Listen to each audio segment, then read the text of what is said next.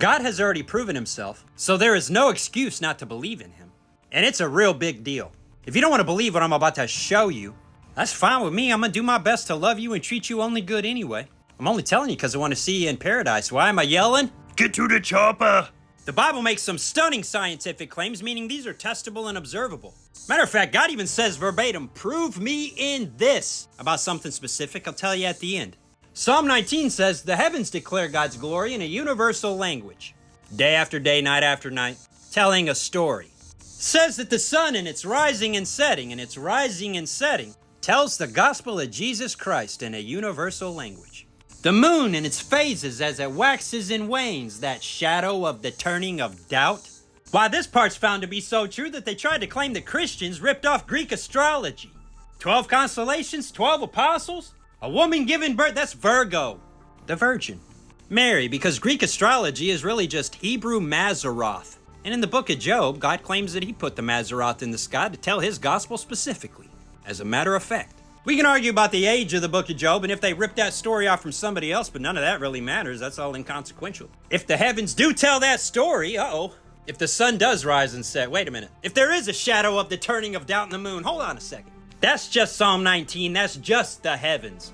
That day to day uttereth speech, and night to night showeth knowledge. There is no speech or language where their voice is not heard. The sun is as a bridegroom coming forth out of his chamber, and rejoices as a strong man to win a race in every language. That's just cosmology. What about here on the earth, the classical physics? What about the quantum mechanics? Well, the Bible makes another bold scientific claim that we can look and see, is this true or not? That science proves God? No, that God has proven himself already, and that science shows all the bold and undeniable evidence that his gospel is told by everything everywhere, whether the mouth is saying it or not. Even the rocks can cry out. Why? Because they tell his gospel. They don't have mouths. They don't need them. Universal language. All right, that's geology. But Romans 1:20 tells us why the wrath of God is revealed on earth. It's because men hold the truth in unrighteousness. Wait, we have the truth? Yes. I'm talking about high science and academia. Because that which may be known of God is manifest in the quantum physicists, the theoretical cosmologists, the biologist and the mathematical physicist, all the scientists. Because that which may be known of God is manifest in because God hath showed it unto them. Get to the chopper! His name is Jesus. I'm going to show you. Stick around and see if you can find a reason to disagree with what I'm going to say there is to do about it all. I dare you. Why didn't God show himself? For the invisible things of him from the creation of the world are clearly seen, being understood by the things that are made, even his eternal power and Godhead. Let me sum up what I just said. The Bible claims that the things that we can see in space and the things that we can observe on earth all plainly tell us about him specifically. And that is a bold claim, but it's incredibly simple. The reason we don't lose our minds when the sun goes down is because we know that it's going to rise again tomorrow morning. Don't worry about it. Oh no, the moon is losing more and more light each day. And now it's gone from the sky. Where did it go? Don't worry, it's coming back.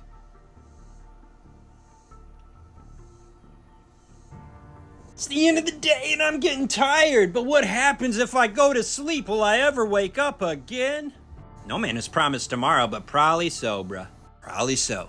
Part 2. Jesus taught in parables, and what I mean by that is he used metaphors and comparisons, natural examples. He'd say stuff like, except a seed of wheat falls into the ground and dies, it abides alone, but if it dies, it brings forth much fruit.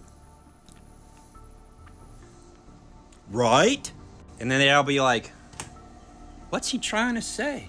He'd name something that's easy to understand, we all know, we all observe and say, it's just like that. What do you mean it's just like some natural process? According to the laws of physics, Jesus? Did you design it that way or something? That death is merely an illusion and that souls change forms? Well, that's a bit of a reach. No, it's not. Except a sperm, swim into an egg and die, it abides alone, but if it dies, it brings forth much fruit. You've all already done this yourselves once. Proven, signed, sealed, delivered. If you're watching this video, you were. It's like that. Just next level. This isn't hard to believe, it's just the laws of physics. We can all observe that something microscopically small can lose its body and be born again with a much more complex, bigger one, 30,000 times bigger. Just naturally. No supernaturally, no miracles required, just what it's designed to do. The miracle of life is just a natural process, and so afterlife isn't some supernatural thing. We're talking about changing forms, which we can observe, according to science, happens everywhere all the time.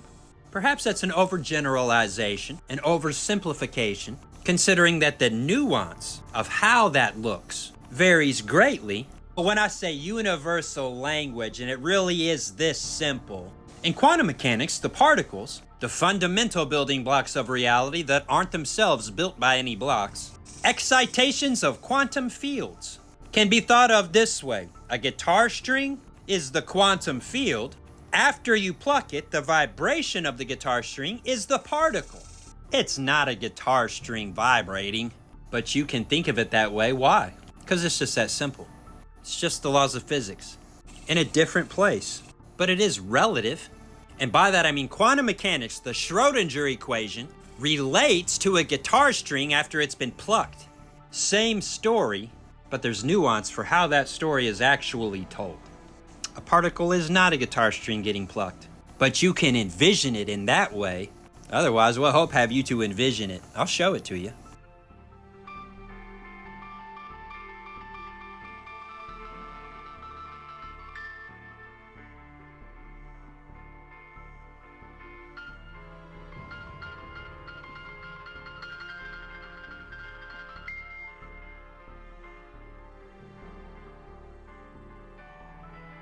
If you want to see more videos like that, go here, that's where I got it. Now, I don't suggest that the probability cloud stays in the shape of a toroid, but hopefully from that video you can see how I say it's toroidal vortex. And perhaps that's the wrong way to describe it, but what else am I going to say about it? Wave function? I'm trying to relate it to other ideas, like guitar strings getting plucked. For instance, I directly relate the hydrogen wave function to the magnetic field of a galaxy.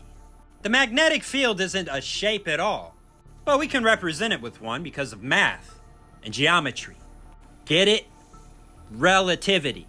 These things do relate, and so we can plot them on a 2D thing. And it's not static, that whole thing is swirling and spinning. Not in the way that a ball spins on a finger, because it's not physical in that way, but you could think of it that way if the ball was churning in and out of itself as it spun.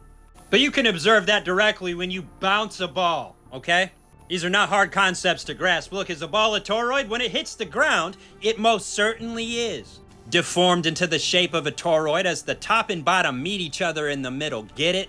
Like so. And I'm only talking this way because don't be dense on purpose. When paradise is on the line, fam, you could think of a flat spiral galaxy this way. A spinning ball hit the ground. Get it? Please? You can see how a ball deforms. You can see how the Oort cloud, which is a theorized structure in the solar system, it's never been observed, but the icy comets are coming and going from somewhere. Mathematically, the outside of the toroid is a sphere, the inside is clearly a toroid. That's why it is flat in the middle. Pause to read, there is an outer Oort cloud and an inner Oort cloud, resulting in a flat spinning solar system. The inner Oort cloud is believed to be torus-shaped like a donut. I'm not making this up. Even if people want to be sticklers and say it's a sphere, it's also a toroid. It's not just a shape, that is a spinning vortex. I mean this right here as the sun travels around the Milky Way on a tilted axis, waxing and waning as it does. And the point that I'm making is this. A human is born and at the end of their life they die. But everything that we observe suggests that that's not the end, that's just this part right here, but this follows. That's a universal language telling the gospel right there. You must be born again. It's right there. How to get eternal life. Here's what there is to do about all of it. Treat everyone the way that you want to be treated. Don't repay evil with evil. Overcome evil with good. Show love to everyone, even your enemies, and don't curse anyone. Believing that Jesus Christ had the power to rise from the dead. And he's already proven himself on every single level of existence.